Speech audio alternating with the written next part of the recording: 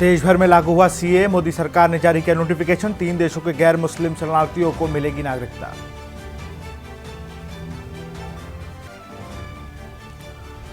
मुख्यमंत्री धामी ने चयनित अभ्यर्थियों को बांटे नियुक्ति पत्र, खेल परिवहन उद्यान में चयनित अभ्यर्थियों को मिलेगा नियुक्ति पत्र।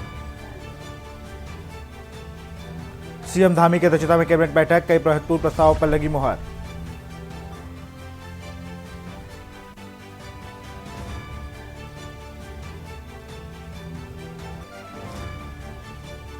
कांग्रेस प्रदेश अध्यक्ष करण मेहरा ने की प्रेस वार्ता, बीजेपी सरकार पर जमकर साधा निशाना, 2024 में कांग्रेस गठबंधन की सरकार बनाने का किया दावा। मोदी की गारंटी, लोकसभा चुनाव में वोट बटोरने का प्लान बी, उत्तराखंड में रणनीति के तहत जनता से जुड़ेगी भाजपा। चार धाम के लिए पंजीकरण होगा अनिवार्य, ऑनलाइन ऑफलाइन और कॉल के जरिए जल्द होगा रजिस्ट्रेशन। देख रहे हैं के न्यूज, खबरों का सारथी। नमस्कार, स्वागत है आपका खबर उत्तराखंड में। मैं हूं आपके साथ विशाल पंडित। रुक करते हैं खबरों का। केंद्र की मोदी सरकार ने नागरिक संशोधन कानून का नोटिफिकेशन जारी कर दिया है। लोकसभा चुनाव से पहले केंद्र सरकार का यह बड़ा कदम है। इसके तहत अब 3 पड़ोसी देशों के अल्पसंख्यकों को भारत की नागरिकता मिल सकेगी। इसके लिए उन्होंने केंद्र सरकार द्वारा तैयार किए गए ऑनलाइन पोर्टल पर आवेदन करना होगा। दरअसल 2019 के लोकसभा चुनाव से पहले बीजेपी ने सीएए अपने घोषणा पत्र में शामिल किया था। इसे पार्टी ने बड़ा मुद्दा बनाया था। गृह मंत्री अमित शाह हाल ही में अपने चुनावी भाषणों में कई बार नागरिक संशोधन कानून या सीएए को लागू करने की बात कर चुके थे। उन्होंने ऐलान किया था कि लोकसभा चुनाव से पहले इसे लागू कर दिया जाएगा। अब केंद्र सरकार ने इसके लिए नोटिफिकेशन जारी करते हुए इसे लागू कर दिया है। आप लोगों के जरिए से मालूम हुआ है कि सीए के सिलसिले में नोटिफिकेशन जारी हुआ है और उससे बाद भी वाज़ेह हो रही है कि किसी की शहरियत या सिटीजनशिप नहीं जाएगी। लेकिन इस सिलसिले में जो भी रूल फ्रेम किए गए हैं उसको अपनी लीगल कमेटी स्टडी करेगी और उसके बाद अपनी रिपोर्ट पेश करेगी, तभी कोई पॉइंट ऑफ व्यू या कोई बयान दिया जा सकता है। मेरी सबसे यही अपील है कि हर तरीके से अमन अमान कायम रखें। मुख्यमंत्री पुष्कर सिंह धामी की अध्यक्षता में सोमवार को मंत्रिमंडल की बैठक हुई। लोकसभा चुनाव से पहले हुई इस कैबिनेट बैठक की कई महत्वपूर्ण प्रस्तावों पर मुहर लगी। सचिवालय स्थित विश्वकर्मा भवन के सभागार में कैबिनेट बैठक शुरू होगी, जिसमें कई विभागों से संबंधित प्रस्तावों पर चर्चा की जाएगी। कैबिनेट में प्रदेश की पहली सेवा क्षेत्र नीति के साथ ही बेसिक शिक्षा सेवा नियमावली में संशोधन और निजी भूमि पर पेड़ काटने की अनुमति प्रस्ताव को मंजूरी मिलेगी। 100 करोड़ रुपए जो भी कम हो वो आपका इसमें रखा गया। इसमें जो निवेश की जो सीमा है, न्यूनतम सीमा, वो इसको इसका बाद नेक्स्ट जो मत था हमारा, ये उत्तराखंड सेवा क्षेत्र नीति के प्रख्यापन के संबंध में था। तो इसको आज नियोजन विभाग के द्वारा इसको प्रस्तुत किया गया। इसका मुख्य उद्देश्य ये है कि जो सेवा क्षेत्र के हमारे जो उद्योग लगने होते हैं उनको प्रोत्साहित करना इसका उद्देश्य है। ये यूआईडीबी के द्वारा इसको संचालित किया जाएगा और 31 दिसंबर 2030 तक की ये नीति इसमें वैलिड रहेगी। इसमें कई फोकस एरिया हैं, जैसे स्वास्थ्य है, वेलनेस है, पारंपरिक चिकित्सा है, शिक्षा है, फिल्म मीडिया है, मनोरंजन, खेल, सूचना प्रौद्योगिकी, डेटा सेंटर, कौशल विकास, ये इसमें मुख्य इसमें क्षेत्र हैं जिनमें फोकस किया जाएगा। लोकसभा चुनाव 2024 में मोदी गारंटी वर्सेस राहुल की गारंटी की नई सियासी जंग शुरू हो गई है। भाजपा और कांग्रेस के कार्यकर्ता मोदी और राहुल की गारंटी को जन जन तक पहुंचाने के काम में लग चुके हैं। मोदी की गारंटी के बाद कांग्रेस की ओर से राहुल की गारंटी का प्रचार प्रसार किया जा रहा है। राहुल की गारंटी के तहत कांग्रेस की सरकार बनने पर देश के 30 लाख युवाओं को नौकरी, रोजगार, पहली नौकरी की पक्की गारंटी, पेपर लीक से मुक्ति की गारंटी, गिग इकोनॉमी को सामाजिक सुरक्षा की गारंटी, स्टार्टअप फंडिंग के लिए कांग्रेस की ओर से 5,000 करोड़ रुपए के कोष बनाने की गारंटी दी गई है। कांग्रेस की ओर से मोदी की हवा बताई जा रही है। देखिए इस रिपोर्ट में। लोकसभा चुनाव के लिए समय बेहद कम है। चुनाव की घड़ी नजदीक आते ही भाजपा कांग्रेस ने जनता के सामने सरकार बनाने पर तमाम कार्यों को पूरा करने का दावा किया है। इसी के तहत लोकसभा चुनाव में मोदी गारंटी वर्सेस राहुल की गारंटी की नई सियासी जंग शुरू हो गई है। भाजपा और कांग्रेस के कार्यकर्ता मोदी और राहुल की गारंटी को जन जन तक पहुंचाने के काम में भी लग चुके हैं। मोदी की गारंटी के बाद कांग्रेस की ओर से राहुल की गारंटी का प्रचार प्रसार किया जा रहा है। वहीं आम जनता का कहना है कि चुनाव के समय राजनीतिक दलों की ओर से लोक लुभावनी घोषणाएं की जाती हैं, लेकिन सत्ता में आने के बाद सभी घोषणाएं धरातल पर नहीं उतरती हैं। मुझे ये लगता है चुनावी माहौल देख के ये गारंटियाँ बांटी जा रही हैं, अर्थात चुनाव खत्म होने के बाद कोई भी कहीं भी पार्टी दिखाई नहीं देगी। तो ये गारंटियाँ पूरी होगी लगता है आपको ऐसा? मुझे नहीं लगता। जो मोदी जी गारंटी बता रहे हैं वो गारंटी उन्होंने पूरी करी? मोदी जी से फिर भी थोड़ी बहुत उम्मीद है कि मोदी जी कुछ गारंटियाँ पूरी करेंगे, लेकिन सारी गारंटियाँ कोई भी नहीं पूरी करता। इसमें गारंटी तो जो पहले थी उस गारंटी से भी है ना समाप्त हो चुके हैं। जो आदमी गरीब था, तबके का था, है ना, अपनी रोजी रोटी कमा लेता था, उससे भी है ना आदमी रोजी रोटी कमाने के बावजूद भी स्वस्थ नहीं है अपने घर में और परेशान है, महंगाई ज़्यादा लगा चुके। आपको बता दें कि राहुल की गारंटी के तहत कांग्रेस की सरकार बनने पर देश के 30 लाख युवाओं को सरकारी रोजगार, पहली नौकरी की पक्की गारंटी, पेपर लीक से मुक्ति की गारंटी, गिग इकोनॉमिक में सामाजिक सुरक्षा की गारंटी, स्टार्टअप फंडिंग के लिए कांग्रेस की ओर से 5,000 करोड़ रुपए के कोष बनाने की गारंटी दी गई है। वहीं भाजपा की ओर से मोदी की गारंटी के तहत पक्का घर, हर घर में नल से जल, गैर कनेक्शन जैसे तमाम कार्य मोदी की गारंटी है। भाजपा का दावा है कि जहां दूसरे दलों से उम्मीद खत्म होती है, वहां से मोदी की गारंटी शुरू होती है। हालांकि कांग्रेस का दावा है कि मोदी की गारंटी हवा हवाई है। सत्ता में आने से पहले बेरोजगारी और महंगाई खत्म करने की भी गारंटी भाजपा ने दी थी। जनता के मन में मोदी है, मोदी के दिल में जनता है। मोदी जी की हर बात पर जनता विश्वास करती है, अपना समर्थन और आशीर्वाद देती है। पिछले 60 साल के जो कांग्रेस के कारनामे हैं, उससे कांग्रेस की विश्वसनीयता जनता में पूरी तरह समाप्त हो चुकी है। जनता उनकी किसी गारंटी को मानती नहीं है, क्योंकि उसे मालूम है कि ये केवल बोलते हैं। देखिए, गारंटियों की तो कोई वैल्यू है नहीं। गारंटी देने के लिए तो कुछ भी ये लोग गारंटी देते हैं, मगर फिर बाद में जब ये सरकार बनाते हैं तो ये सारी अपनी गारंटियां भूल जाते हैं। आप यहाँ पर सबसे ज़्यादा जो मुद्दे थे उन पे गारंटियां दी, मगर कुछ नहीं। करप्शन वैसे, भ्रष्टाचार वैसे का वैसा ही चल रहा है और नौकरियां नहीं मिल रही। इन्होंने बहुत उस समय गारंटी दी कि नौकरियां देंगे, 1 लाख 1.5 लाख युवकों को नौकरियां देंगे, मगर कोई नौकरियां मिली। तो गारंटी उसी प्रकार से कांग्रेस भी अपनी गारंटी देती रहती है। और इतने साल से आप लगाइए कि 22-23 साल से सरकारें आ रही हैं, जा रही हैं, यही भाजपा है और यही कांग्रेस है और यही गारंटियां दी जा रही हैं। कुल मिलाकर लोकसभा चुनाव से पहले मोदी की गारंटी वर्सेस राहुल की गारंटी की नई सियासी जंग शुरू हो गई है। सवाल ये है कि आखिर किसकी गारंटी में कितना दम है और क्या राहुल की गारंटी 2024 के चुनाव में कांग्रेस की सरकार बना पाने में कामयाब होगी, ये बड़ा सवाल है। Uttarakhand desk report. खबर लक्सर से है, जहां कांग्रेस प्रदेश अध्यक्ष करण मेहरा ने लक्सर में निजी कार्यक्रम में शिरकत करने के बाद पत्रकारों से रूबरू होते हुए कहा कि धर्मवाद, क्षेत्रवाद और हिंदू मुस्लिम के नाम पर राजनीति करने वाली भाजपा का चेहरा बेनकाब हो चुका है। इस बार लोकसभा चुनाव में देश का आम जन जाग चुका है। उन्होंने कहा कि जितना कर्ज 70 सालों में तमाम सरकारों ने लिया, उससे ज़्यादा 10 साल में भाजपा सरकार ने कर्ज लिया। सरकारी संस्थाएं गिरवी रख दी गई, लेकिन अब भाजपा का फरेब और छल कपट चलने वाला नहीं है। उन्होंने कहा कि 2024 में कांग्रेस गठबंधन की सरकार बनेगी और देश खुशहाली की और तरक्की की ओर बढ़ेगा।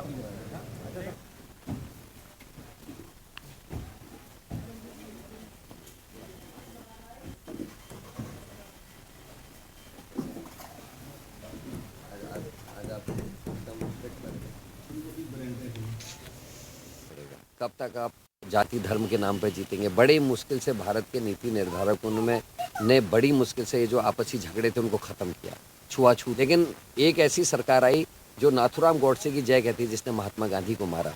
तो हम कैसे उम्मीद कर सकते हैं सर? वीआईपी का नाम छिपाने के लिए सबूत तोड़ दिए जिस सरकार ने, जिस प्रशासन ने, उनसे हम क्या उम्मीद कर सकते हैं? हमारी बेटियाँ असुरक्षित हैं। किसान आंदोलन करते 750 किसान मर जाता, सरकार को फर्क नहीं पड़ता। एक किसान की बेटी मिट्टी में कुश्ती सीखती है, भारत के लिए गोल्ड मेडल लेके आती है, उसको अपनी कुश्ती छोड़नी पड़ती है। और बीजेपी के प्रधानमंत्री को अपना सांसद प्यारा होता है, वो बेटी प्यारी नहीं होती, उसकी कुश्ती प्यारी नहीं होती। मणिपुर में सैकड़ों महिलाओं को निर्वस्त्र करके घुमाया गया, मारा गया। हमारा प्रधानमंत्री वहाँ नहीं जाता, जबकि हम सब उसके परिवार हैं। ये भारत का एक एक अंग, एक एक राज्य उसका परिवार है। अपनी मांगों को लेकर आशा कार्यकर्तियों और आशा फैसिलिटेटर ने मजदूर संघ के बैनर तले सचिवालय कूच किया। इस दौरान भारी संख्या में आशा व आशा कार्यकर्तियों एकत्रित होकर वह सरकार के खिलाफ नारेबाजी करी। हालांकि सचिवालय से पूर्व ही पुलिस बल द्वारा उन्हें बैरिकेडिंग लगाकर रोक दिया गया है, जिस पर आशा कार्यकर्तियों ने धरने पर बैठ गए। इसको लेकर आशा स्वास्थ्य संगठन की प्रदेश महामंत्री ललितेश विश्वकर्मा ने कहा कि साल 2016 में मुख्यमंत्री हरीश रावत की सरकार ने उनको 2000 रुपये इंसेंटिव दिया जाता था, जिसके आज तक बढ़ोतरी नहीं हुई है।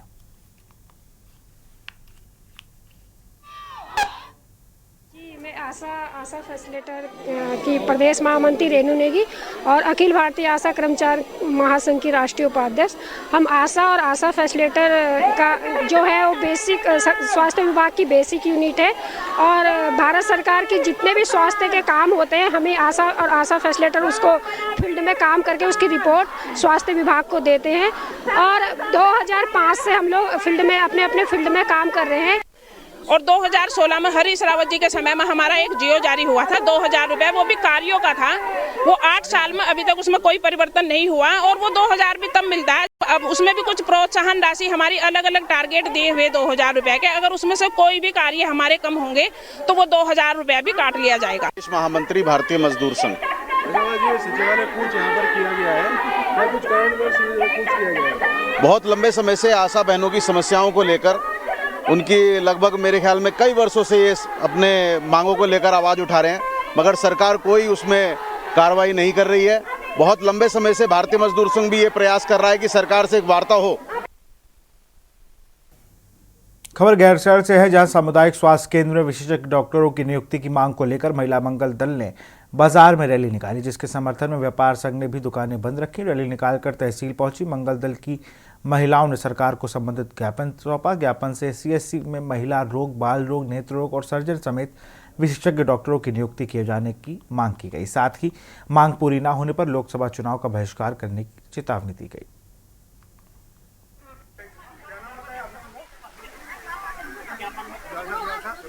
हमने पिछले वर्ष भी यहाँ पर पहले दिन का आंदोलन किया और महिला आंदोलन किया गया और जब तक ये मांगे पूरी नहीं होगी, विशेषज्ञ डॉक्टर की मांगे हमारे हॉस्पिटल में नहीं होगी, तब तक हम जो है इस आंदोलन को जारी रखेंगे। आज तो हमारी यही मांग है कि सामुदायिक स्वास्थ्य केंद्र है, यहाँ पे कोई भी डॉक्टर नहीं है, तो इन डॉक्टरों को लेकर के हम लोगों का ये धरना प्रदर्शन चल रहा है। बड़ा दुर्भाग्य है कि इससे पहले भी हमारी माता बहनों ने इसी रामनाथ गांव के अंदर 42 दिन का संघर्ष किया था और तत्काल हमारे स्वास्थ्य मंत्री जी धन सिंह रावत जी ने उनको आश्वस्त किया था कि बहुत जल्दी आप लोग अपना आंदोलन समाप्त कर दें, हम यहाँ पर विशेषज्ञ चिकित्सकों की नियुक्ति कर देंगे। लेकिन एक लंबा अर्सा बीतने के बाद भी आज तक विशेषज्ञ चिकित्सकों की नियुक्ति नहीं हो पाई है। इसलिए आज इन मातृशक्ति ने सरकार को चेताने के लिए 1 दिवसीय धरना प्रदर्शन किया। खबर गदरपुर से है, जहां बिजली बिल माफ करने को लेकर किसानों ने तहसील परिसर पर धरना प्रदर्शन कर जमकर हंगामा काटा। आपको बता दें कि उत्तर प्रदेश की योगी सरकार ने किसानों का बिजली बिल पूरी तरह से माफ किया है। उसी की तर्ज पर उत्तराखंड के किसानों का बिजली बिल माफ करना चाहिए, ये मांग की गई है। आज तहसील में किसानों ने एक जुलूस निकाला और सरकार के खिलाफ नारेबाजी करते हुए तहसील परिसर में एकत्र होकर तहसीलदार को ज्ञापन सौंपा। साथ ही यूपी सरकार की तर्ज पर उत्तराखंड में किसानों का बिजली बिल माफ करने के लिए निवेदन किया। मुख्यमंत्री से किसानों का कहना है कि यदि उत्तराखंड सरकार बिजली बिल माफ नहीं करती है तो हम लोग उग्र आंदोलन करेंगे।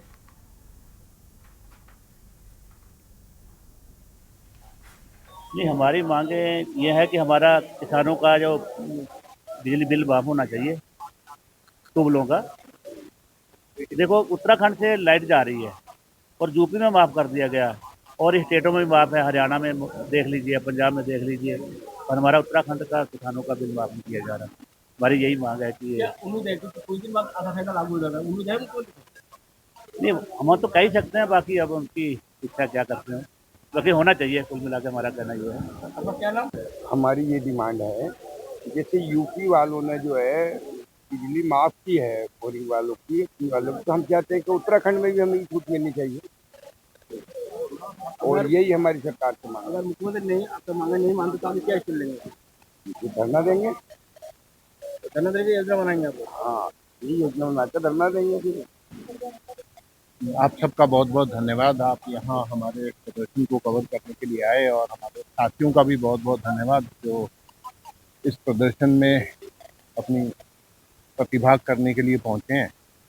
हमारी मात्र एक डिमांड है, 7 मार्च 2024 को एक शासन आदेश उत्तर प्रदेश शासन ने किया है और जिसमें उन्होंने निजी नलकूप जो होते हैं किसानों को राहत देने के लिए 1 अप्रैल 2023 से लेकर 31 मार्च 2024 तक के बिजली बिल माफ कर दिए। यहाँ रुकते एक छोटे से ब्रेक ले, जल्द हाजिर होंगे। ब्रेक के बाद आपका स्वागत है। खबर रुड़की से है, जहां ज्वाइंट मजिस्ट्रेट कार्यालय के बाहर विभिन्न मांगों को लेकर राज्य आंदोलनकारियों ने 1 दिवसीय धरना प्रदर्शन किया। भू कानून उत्तराखंड में धारा 371 लागू करने समेत अन्य कई मांगों को लेकर उत्तराखंड राज्य आंदोलनकारी संघर्ष समिति ने तहसील में धरना प्रदर्शन किया।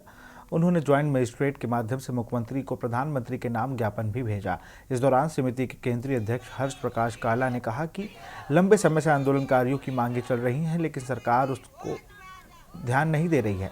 उन्होंने कहा कि सत्ता में बैठी सरकार को यह ध्यान रखना चाहिए कि हम एकजुट होकर उन्हें सत्ता में ला सकते हैं तो सत्ता से बाहर भी उन्हें कर सकते हैं। उन्होंने बताया कि 5 सूत्री मांगों को लेकर मुख्यमंत्री उत्तराखंड और प्रधानमंत्री को ज्ञापन भेजा गया है। धरने पर इसलिए बैठना पड़ रहा है कि हमारी मांगे पूरी नहीं हुई है।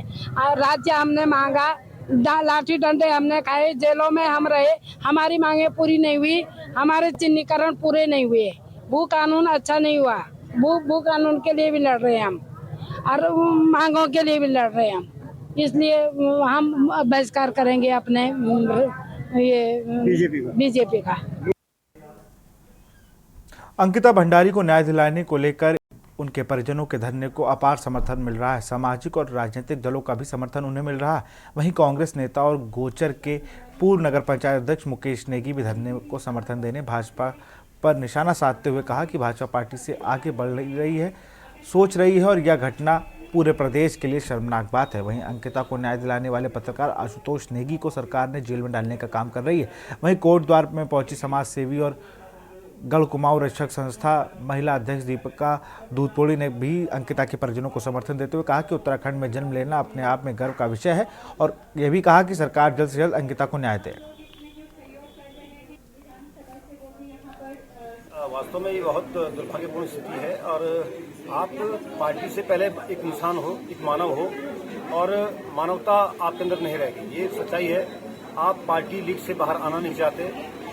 देखिए, हम सब लोग इंसान हैं और आज पहाड़ की बेटी जो भारतीय जनता पार्टी बेटी पढ़ाओ बेटी बचाओ का नारा देती है, ये होते हुए कैसे तो ये लोग हैं, इनके घर में माँ नहीं है, माँ की ममता कहाँ मर गई है इन लोगों की। वो माँ 13 दिन से यहाँ पे बैठी, हम लगातार 13 दिन से यहाँ पे बैठे हैं और हमें यहाँ पे कोई भी सहयोग नहीं मिलता है। औरतें दूसरे कार्यक्रमों में जा रही हैं लेकिन एक बार यहाँ पे उनका साथ देने नहीं आ रही है। बेटी उनकी सिर्फ उनकी बेटी नहीं है, वो कल को आपकी बेटी के साथ भी हो सकता है। अगर आप आज उनकी जीव मजदूरी करोगे। कल का 13वां दिन है और सबसे पहले हमारी माँ का कॉल रिकॉर्डिंग और लोकेशन निकालती है और जो परोपकारों पर सरकार द्वारा उत्पीड़न किया जा रहा है, इसलिए हमने यहाँ पे अनिश्चितकालीन धरना उठाया रखा था और जो हमारा साथ दे रहे हैं उनका जो आंसू निधि जी हैं। खबर रुड़की से है, जहां साइबर ठगी की शिकार महिला ने जहरीला पदार्थ खाकर आत्महत्या कर ली। आपको बता दें कि महिला के फोन पर एक कॉल आई जिससे आरोपी ने खुद को एक फाइनेंस कर्मी बताकर महिला को अपने झांसे में लेकर लिया और फिर बारकोड के जरिए उसके खाते से 1,95,000 रुपये पार किए थे। वहीं मृतका के बेटे की तहरीर के आधार पर पुलिस ने मुकदमा दर्ज कर जांच पड़ताल शुरू कर दी है।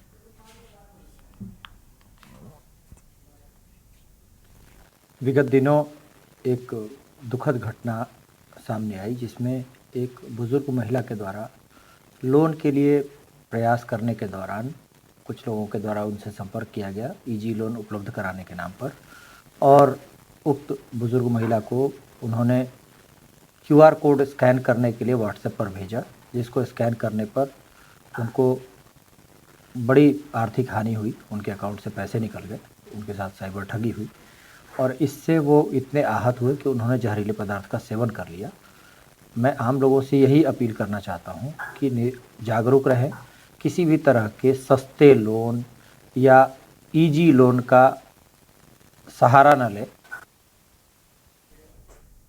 उत्तराखंड एसटीएफ नशे के खिलाफ लगातार अभियान चला रही है। इसी क्रम में एसटीएफ की एनटीपीसी टीम ने भी बड़ी सफलता हाथ लगी और 1 किलो 110 ग्राम स्मैक के साथ एक ड्रग पेडलर को कासिम को गिरफ्तार कर लिया है। हरिद्वार के मैंगलोर से इसे गिरफ्तार किया गया। इस संबंध में अधिक जानकारी देते हुए एसटीएफ एसपी चंद्रमोहन सिंह ने बताया कि ड्रग पेडलर कासिम बरेली का रहने वाला है और यह स्मैक बेचने आया था। इसी दौरान उसकी गिरफ्तारी की गई है।